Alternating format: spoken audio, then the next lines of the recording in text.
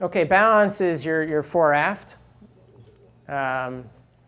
So there's all kinds of measurements in your tuning guide, but the most important thing on a J24 to figure out is that they built the boats a little bit wrong. You can go on.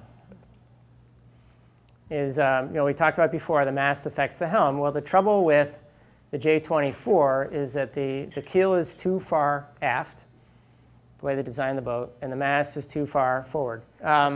So because the J24 is set up a little bit wrong, everything we do in the J24, in the Thistle we have a range that we can put the rake in, and we always debate exactly where that is. But we've kind of come to the point where measuring from the top of the mast down to the back of the stern, we figure out that within a certain range, you're okay, and we're just fine-tuning it within that. And it's kind of a magic thing at that point. There's no magic number, but it's sort of a feel, a preference thing within a few inches one way or the other.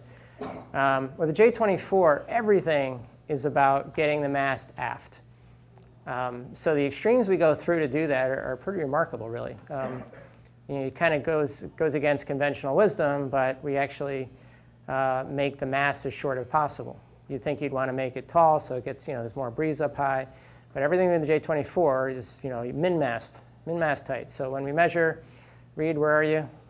Bet you when you do the world's measurements, how many boats are not min? Not min? Not very many, right? Maybe 5 or 10%. Yeah. And those are just because they Just didn't do it. right. Not because it's not the right thing to do, not because they think they're being more clever, probably. But so what that does is the trouble with the J24 is you're only allowed to have a certain length forestay measured from pin to pin. So we go the max length forestay, we go the min length mast, so that allows it to rake back as far as possible.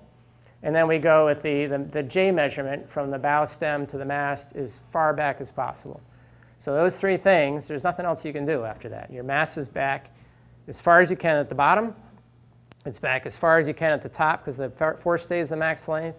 And it's even back a little further because you got the mast at min height. So everything we do is about moving the mast aft in the J24. And that's why when they do measurement that they care so much about the mast height. They measure your forestay, and then at the last Worlds we did, they put a little band around the forestay so that somebody couldn't just switch them out easily, and all that. So.